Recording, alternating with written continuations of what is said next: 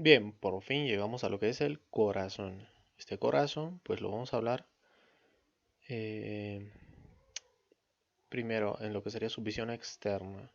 Como estamos viendo, esta es una visión antero-posterior del corazón, es decir, esta es la parte más anterior que estamos viendo. Si nosotros retiraríamos el esternón y la pared anterior del tórax, pues lo que vemos es este corazón. Entonces, ¿dónde se encuentra localizado el corazón? Pues hay que regresar a las diapositivas del principio para explicar que donde se encuentra el corazón se encuentra dentro de lo que sería el mediastino inferior, es decir, va a estar debajo del plano transverso del tórax. ¿Y en qué parte del mediastino inferior? Pues en el mediastino medio, rodeado por todo lo que era el pericardio. Entonces se encuentra ahí y se encuentra por dentro de todo esto que es el pericardio, por tanto en el mediastino medio.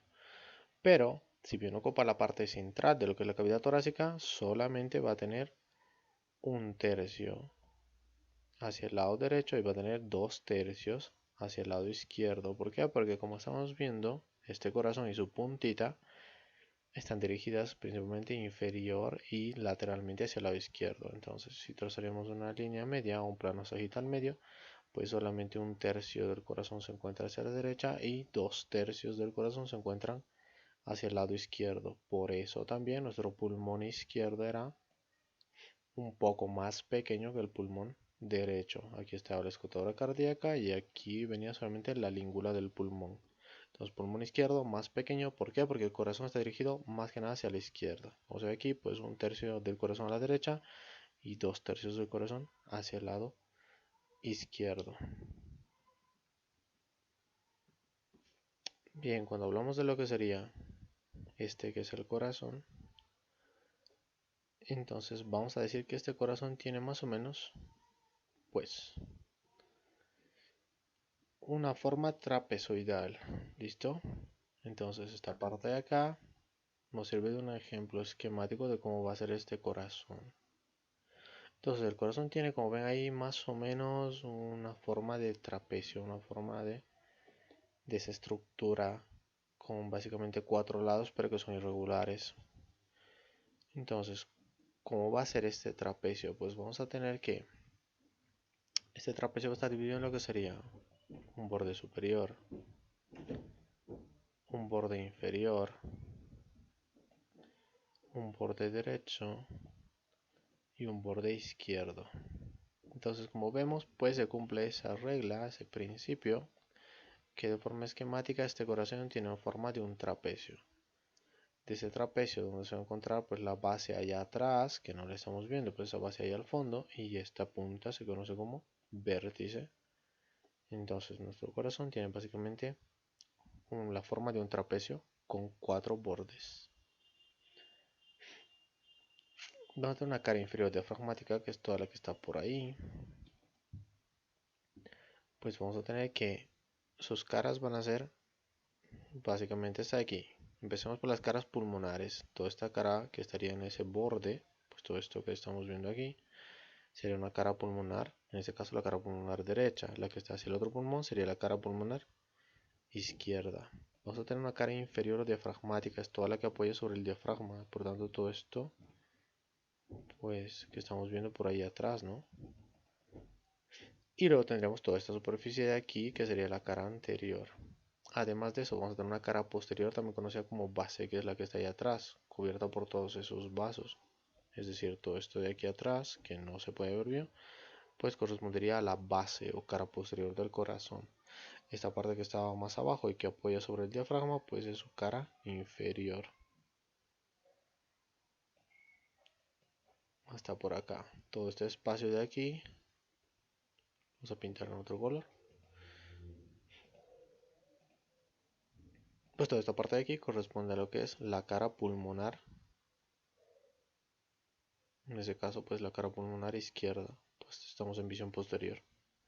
La cara pulmonar derecha en esta no se podría ver y la cara anterior pues era esa que se veía por ahí, que tampoco se puede ver en esta cara por cómo está constituida. Entonces hemos visto, ¿tiene cuántos bordes? Pues 4 bordes. Borde derecho, borde izquierdo, un borde inferior y un borde superior. ¿Qué más tiene? Una base que queda para atrás que no se puede ver y una punta que se conoce como vértice. Y luego tiene cuántas caras. Pues básicamente va a tener 5 caras, una cara pulmonar izquierda, una cara pulmonar derecha, una cara inferior que está hacia el diafragma que casi no se ve, la cara anterior que es la que estamos viendo y su cara posterior también conocida como base.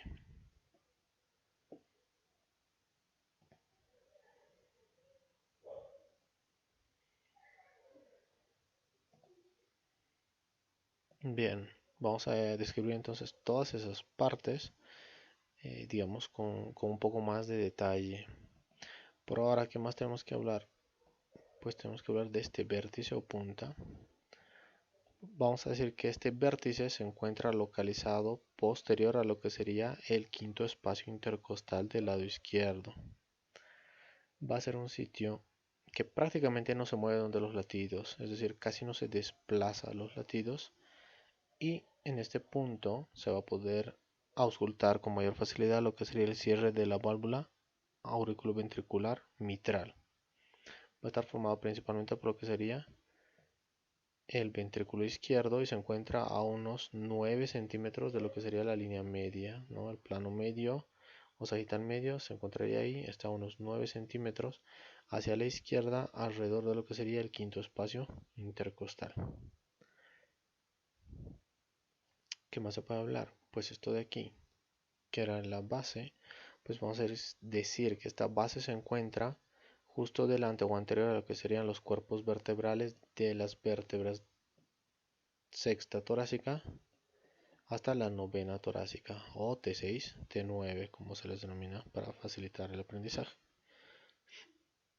Va a estar formada principalmente por lo que sería la aurícula izquierda y un poquito por lo que sería la aurícula derecha que se encuentra pues ahí. Obviamente por, digamos, anterior a todos estos vasos que estamos viendo. Entonces principalmente aurícula derecha y un poquito de, perdón, principalmente aurícula izquierda y un poquito de aurícula derecha. Y va a estar, pues como estamos viendo, extendiéndose desde lo que serían las arterias pulmonares que están ahí, hasta lo que sería el surco coronario, que es ese que se ve pues ahí abajo.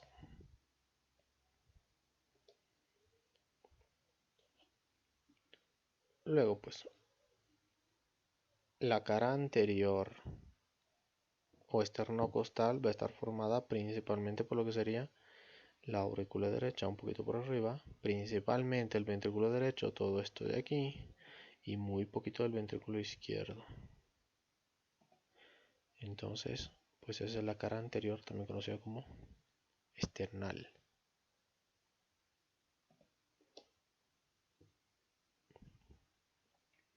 En cuanto a su cama inferior diafragmática, que es la que estaba aquí abajo, tiene una forma más o menos así, en la profundidad obviamente.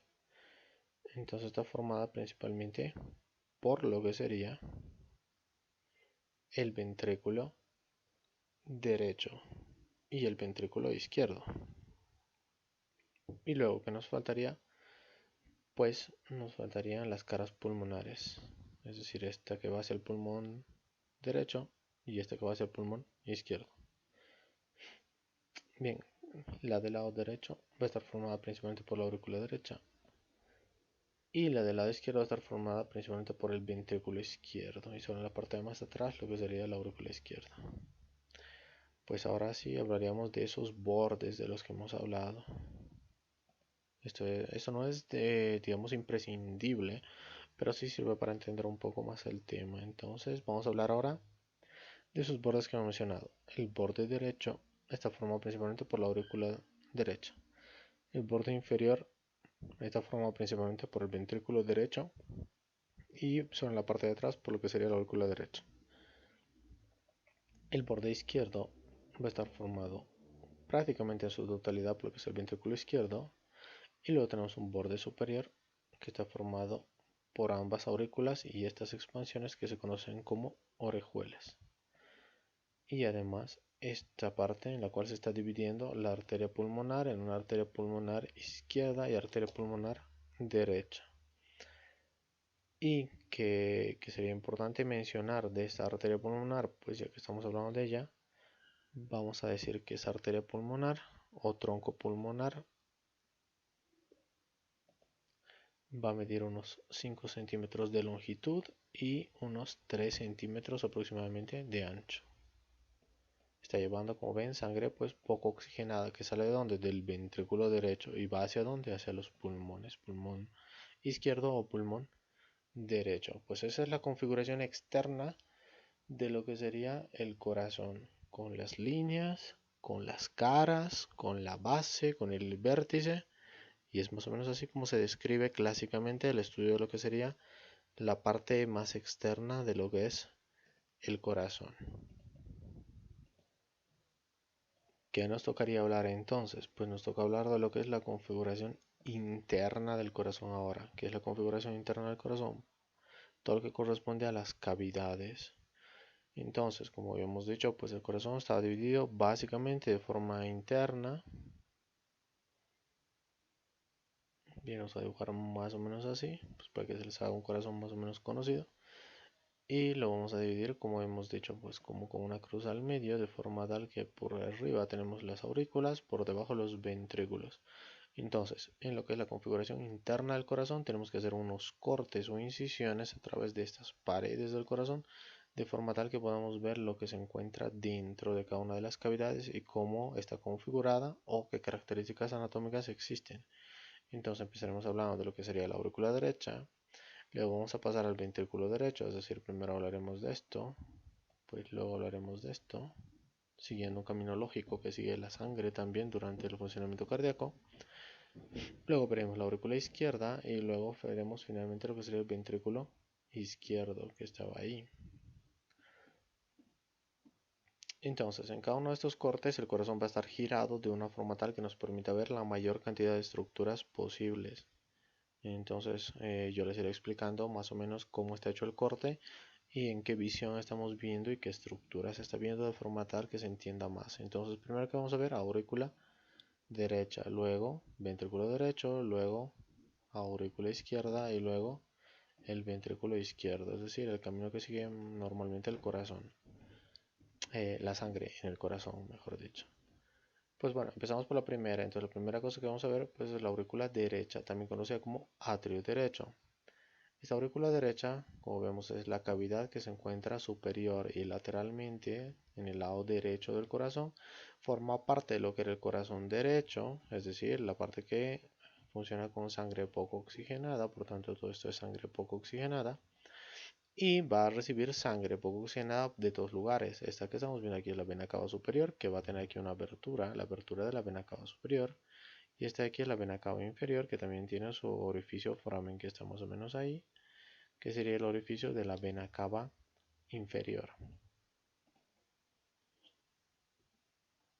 Pues bien, entonces vamos a ver pues esta parte de aquí que correspondería, digamos, a todo lo que sería la parte interna de la aurícula. La parte interna de la aurícula la vamos a dividir básicamente en dos partes. Una parte anterior y lateral, que sería todo esto. Obviamente han hecho un corte aquí en todo lo que era la pared anterior, por tanto esto es la porción anterior y lateral que está ahí llevada hacia atrás, que como vemos es rugosa por la presencia de ¿qué? Pues la presencia de estos músculos que se conocen como músculos pectinados. Todos estos músculos, elevaciones, se conocen como músculos pectinados y le dan la apariencia rugosa a la pared anterior y lateral de la aurícula. La parte lisa va a ser la parte posterior y medial, es decir, la parte posterior que corresponde al seno venoso, también conocido como seno de las venas cavas, porque se encuentra entre la apertura de la vena cava inferior y la apertura de la vena cava superior. Y también va a corresponder a lo que es el tabique interauricular, que es toda esta zona de aquí, que está separando a la aurícula derecha, que estamos viendo ahora, con la aurícula izquierda, que está al otro lado. ¿Qué es lo que va a separar la parte rugosa de la parte lisa? Pues va a haber una cresta. Esa cresta se conoce como cresta terminal. Y es esta estructura que vemos aquí. Entonces, esta cresta terminal se ve en la visión interna de la aurícula, es decir, cuando hacemos el corte. En la parte externa también se puede ver una estructura parecida, pero se conoce como surco terminal. Pues ese surco terminal, entonces lo vamos a mostrar en una visión pues externa. ¿Qué más hay que mencionar?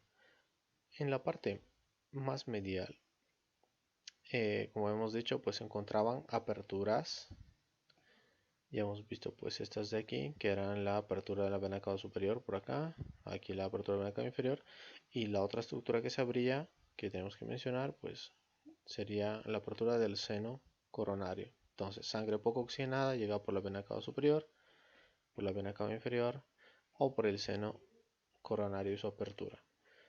¿Qué trae la vena cava superior? Sangre poco oxigenada de cabeza, cuello o extremidades superiores. La vena cava inferior va a traer lo que sería la sangre que viene de lo que sería tronco y extremidad inferior, y la sangre de lo que sería el seno coronario pues está trayendo la sangre ya usada o poco oxigenada que está volviendo del corazón. ¿Qué más se puede encontrar aquí?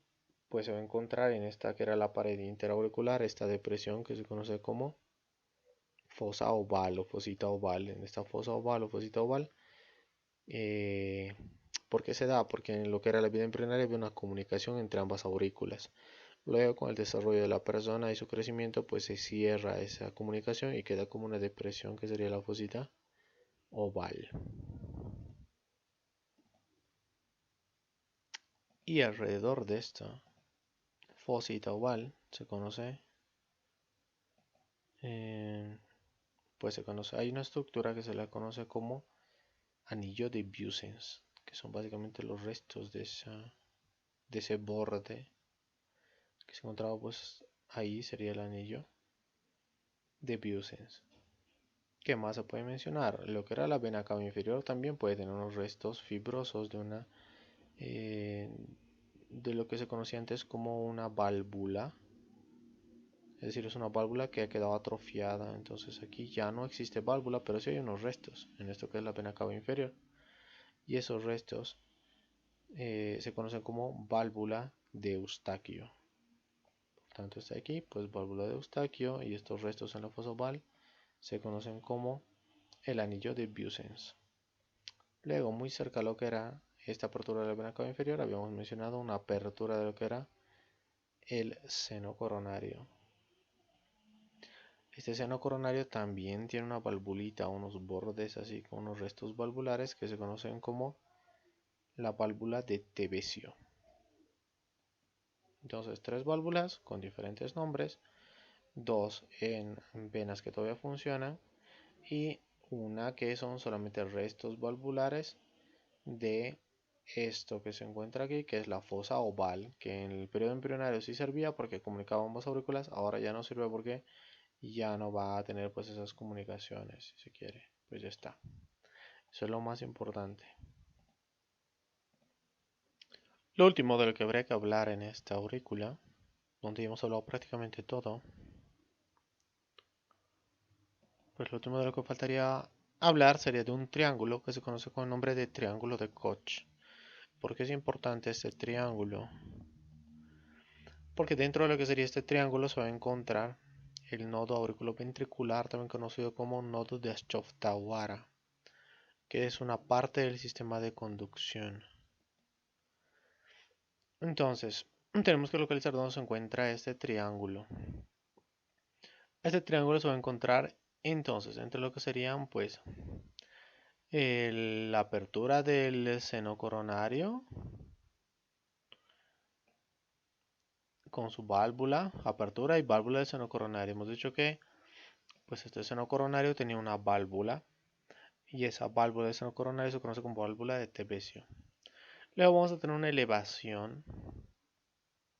Esa elevación se conoce con el nombre de tendón de Todaro. Y después una elevación que aparece ahí. Bien, es una elevación parecida a lo que sería la cresta terminal. Entonces esta elevación va a venir desde lo que sería la parte central o el septo interauricular hacia lo que sería la vena cava inferior. Y luego tendríamos aquí abajo, que prácticamente no se ve, en este espacio de aquí, más o menos, la apertura de lo que sería la válvula auriculoventricular del lado derecho, también conocida como válvula tricúspide. Entonces en este espacio triangular delimitado por esas estructuras, inferiormente por lo que sería la válvula tricúspide, más precisamente la inserción de su valva bueno, de subvalva, que es una de las tres que forman la válvula, la inserción de subvalva septal. El orificio del seno coronario más lo que sería su válvula, que sería la válvula de Tevesio. Y esa cresta o elevación que se conoce como el tendón de Todaro. En ese triángulo ahí se va a denominar triángulo de Koch. Y dentro de ese triángulo de Koch que vamos a encontrar, pues encontramos dentro de ese triángulo de Koch el nodo auriculoventricular, que es básicamente un conglomerado de células miocárdicas especializadas en la conducción de impulsos.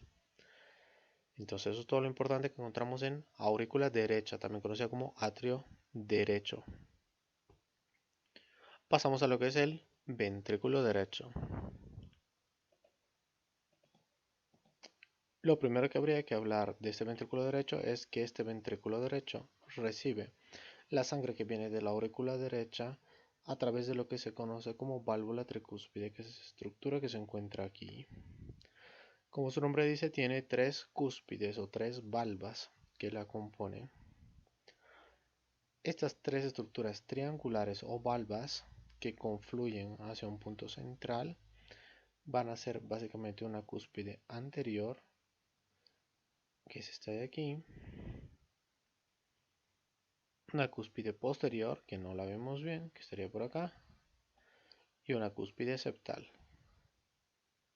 Entonces esos son los tres triángulos o cúspides que van a formar lo que sería la válvula tricúspide, de ahí su nombre.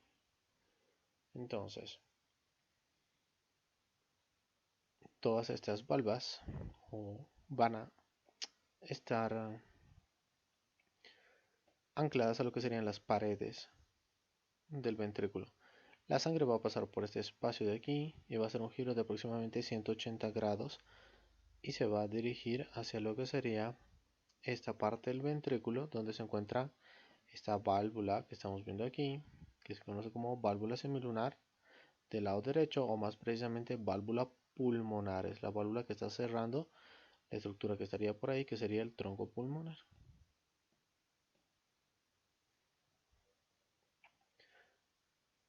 Este espacio que está separándose de este espacio que corresponde a lo que es la válvula auriculoventricular derecha o válvula tricúspide, va a haber un espacio de unos 2 centímetros aproximadamente. Y aquí va a haber pues una parte, digamos, final o terminal que es lisa. La única parte del ventrículo que es lisa pues es la parte que corresponde a esos 2 centímetros aproximadamente, que son los adyacentes a la válvula pulmonar. Todo lo demás va a tener una superficie rugosa dentro de lo que es este ventrículo. Estas elevaciones rugosas se van a conocer como trabéculas carnosas. Como estamos viendo ahí, pues toda la superficie es rugosa. Entonces son las trabéculas carnosas. La única parte que era libre era toda esta parte de aquí, que se conoce como cono arterioso o infundíbulo, que es lo adyacente a la válvula pulmonar. Además, vamos a tener unas estructuras que destacan, que son los músculos papilares. Estos músculos papilares van a ser los sitios en los cuales esta especie de cuerdas, que se conocen como cuerdas tendinosas, se van a ir a unir a las paredes. Entonces, cada una de estas valvas o cúspides está unida a unas cuerdas que parecen pues las cuerdas de un paracaídas, y esas cuerdas que los van a ir a unir a lo que serían las diferentes paredes del ventrículo se van a ir a anclar en unas elevaciones musculares que se conocen como músculos papilares. Esos se van a denominar de acuerdo a en qué pared se encuentren. Entonces vamos a hablar ahora de estos músculos. Entonces, bueno, vamos a tener músculos papilares anteriores, como estos de aquí, que serían los más grandes, que vienen de la pared anterior. Vamos a ir desmarcando todo lo que hemos marcado, de forma tal que se puede ver un poco más. Bien, ahora sí. Entonces, hablando de los músculos papilares, pues los músculos papilares son los más grandes. Se unen a la cúspide anterior que teníamos aquí y también a la cúspide posterior que estaba por allá atrás. ¿A través de qué? De estas prolongaciones que parecen unas cuerdas o pitas y por eso se llaman cuerdas tendinosas. Entonces de los músculos papilares anteriores, que son los más grandes, se van a dirigir a ambas cúspides, a la cúspide anterior y a la cúspide posterior. Luego tenemos a los músculos papilares posteriores, que bueno, aquí prácticamente no se ven porque están tapados, que suelen ser más de uno, y se van a dirigir tanto a lo que sería a la cúspide posterior y a la cúspide septal. Estarían pues en una dirección más o menos así y desde aquí. Y luego vamos a tener los músculos papilares septales, que son los más pequeños. Están saliendo de lo que es la pared septal, o también conocida como septo interventricular, y las cuerdas tendinosas van a salir tanto a lo que sería la válvula septal, que están viendo ahí, como a lo que es la válvula anterior, como se ve aquí. Entonces, ¿cuál es la función de lo que serían esos músculos papilares? Se van a tensar o contraer cuando se esté contrayendo también el ventrículo, de forma tal que estiren a través de lo que son estas cuerdas tendinosas y eviten que estas válvulas se viertan o se den la vuelta y la sangre pueda volver hacia ese lado.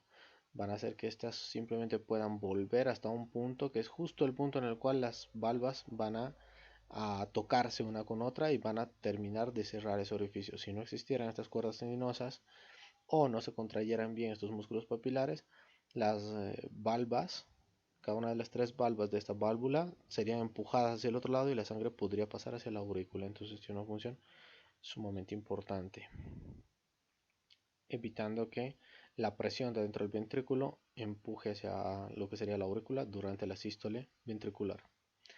Bien, además vamos a tener una elevación, un cuerpo muscular especial que se conoce como trabécula septomarginal o también conocida como banda moderadora, que es una elevación que pasa desde lo que sería el septo hacia lo que sería la pared anterior y va a llevar una parte de lo que sería el sistema de conducción del corazón de forma tal que un impulso pueda seguir este camino para llegar a la parte más lateral de lo que sería el ventrículo derecho de una forma un poco más rápida y mejore lo que es la función cardíaca.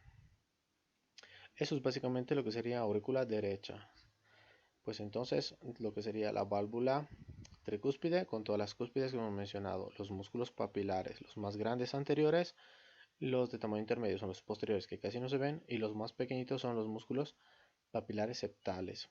Además de eso va a aparecer una elevación que es la trabécula septomarginal. Por ahí pasa la banda moderadora que es una parte del sistema de conducción.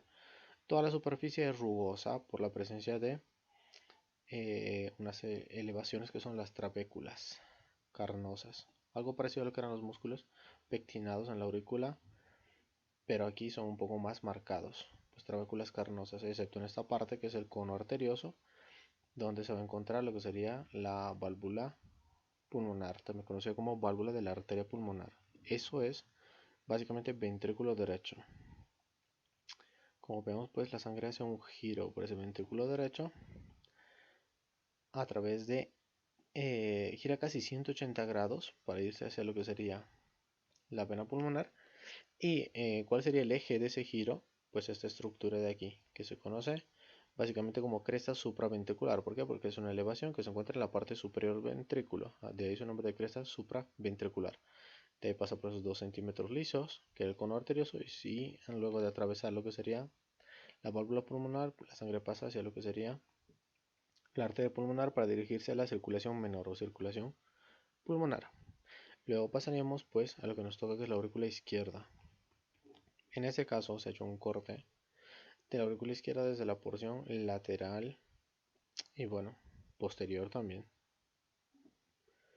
Entonces, ¿qué han hecho? Como estamos viendo, pues el corazón en su posición normal solo nos permite ver o bien la aurícula derecha, para lo cual habíamos hecho un corte más o menos por aquí y habíamos llevado esta pared a este lado, o del ventrículo derecho, para lo cual estamos cortando todo lo que sería la superficie anterior del ventrículo para ver dentro de ese ventrículo derecho. Para ver esta aurícula, como vemos, prácticamente no se puede ver, por tanto hay que girar el corazón para poder verla del otro lado. Entonces, se está viendo el corazón desde otro lado y se está haciendo un corte por aquí. Cuando hacemos ese corte a ese nivel del corazón, pues lo que vemos es básicamente esto. En este caso han prolongado el corte por toda esta superficie. Entonces he hecho un corte por el lado izquierdo del corazón, de forma vertical en su cara anterior. Por tanto, vamos a ver en la parte de arriba del corte la aurícula y en la parte de abajo el ventrículo izquierdo. Eso es lo que se ve aquí, aurícula izquierda, ventrículo izquierdo. En cuanto a lo que sería la aurícula izquierda, pues ¿qué hay que decir? Lo más importante de esta aurícula izquierda es que recibe sangre ¿de dónde? De lo que serían las venas pulmonares. ¿Qué tipo de sangre? Sangre que ya está muy bien oxigenada. Entonces la sangre de la circulación menor o circulación pulmonar va a volver por lo que serían las venas pulmonares derechas o venas pulmonares izquierdas. Todos van a llegar a esta aurícula izquierda. Todas estas entradas no tienen válvulas. Vamos a ver que en la aurícula izquierda toda su superficie interna es lisa, excepto esta pequeña partecita de aquí que va a tener músculos pectinados, que va a corresponder a lo que sería la orejuela izquierda, es decir, esa prolongación chiquitita que tiene cada una de las aurículas. ¿Para qué sirve? Para acumular sangre cuando hay un exceso de sangre que está volviendo por las venas. Entonces es como un espacio de reserva. Cuando está muy llena la aurícula, la sangre va hacia esa región, la orejuela. Luego vamos a decir que se puede ver también en lo que sería su cara septal una depresión que se conoce como depresión semilunar, que correspondía a lo que era la fosa oval que comunicaba a ambas aurículas en la parte embrionaria. En la parte inferior se comunica con lo que sería el ventrículo izquierdo a través de esta válvula, que es la válvula bicúspide, también conocida como válvula mitral. Entonces, la aurícula izquierda no tiene tantos detalles como la del lado derecho. Luego pasaremos a ver pues esta estructura inferior, que es el ventrículo derecho. Aquí, bueno, ya se puede ver parte de lo que era ese ventrículo derecho, pero bueno, tiene un corte propio, pues que corresponde a este de aquí. Vamos a hablar primero de esta parte de aquí. Entonces, en cuanto a lo que es el ventrículo derecho, vamos a ver que parecido a lo que era el ventrículo izquierdo, va a tener una superficie rugosa por la presencia de estas elevaciones que son las trabéculas carnosas, igual que viene el otro ventrículo. Luego, pues también vamos a tener lo que son los músculos que se conocen como músculos papilares, parecido a lo que viene en la pues en el ventrículo del otro lado. ¿Cómo va la sangre aquí? Pues va a ser un giro de más o menos pues también 130 grados alrededor de que va a ingresar pues la sangre por aquí y se va a dirigir hacia lo que sería la aorta. Luego de hacer este giro, pues pasaría la sangre hacia la parte más medial de esa aurícula, es decir, la sangre pasaría pues más o menos en este sentido y vendría hacia aquí, va a salir por la aurícula. Sus trabéculas son un poquito más finas que las del ventrículo derecho. Sus paredes van a ser, pero sin embargo, mucho más gruesas, 2 a 3 veces. En esa parte vamos a tener los músculos papilares. Solamente vamos a tener dos tipos de músculos: músculos papilares anteriores o músculos papilares posteriores. Son más gruesos de los que veíamos en el ventrículo derecho y se van a insertar ambos en las dos válvulas que hay, válvula mitral, cualquiera de sus cúspides de la válvula mitral. Y pues eso sería en cuanto a la parte, digamos, que pasa directamente de aurícula a ventrículo. Luego de ver un poquito de lo que sería ese ventrículo que quedaría allá atrás, lo que han hecho es aquí un corte casi a nivel de lo que sería el septo interventricular y como vemos pues se comunicaría con lo que es la aorta. Es decir, básicamente lo que han hecho aquí para ese otro corte pues es hacer un corte prácticamente a este nivel, casi en lo que sería el septo que divide ambas, de forma tal que se vea ya no tanto la parte rugosa del ventrículo que queda más para allá, sino la parte de salida de la aurícula que está adyacente a lo que sería la pared o septo interventricular. Entonces aquí ¿qué encontraríamos? Pues básicamente vamos a encontrar lo que se conoce como salida del ventrículo. La sangre está llegando de ahí, desde la aurícula hacia abajo, hacia lo que sería el ventrículo con todas sus paredes rugosas, y aquí hace un giro para salir por este lado que sería la aorta. La única parte lisa de todo este ventrículo va a ser esta parte de aquí que se conoce como vestíbulo aórtico, que corresponde a la parte más adyacente a lo que sería el tabique interventricular. Esa es prácticamente la única parte lisa. A la salida de este ventrículo vamos a encontrar esta válvula de aquí, que sería la válvula semilunar con sus tres cúspides, como estamos viendo.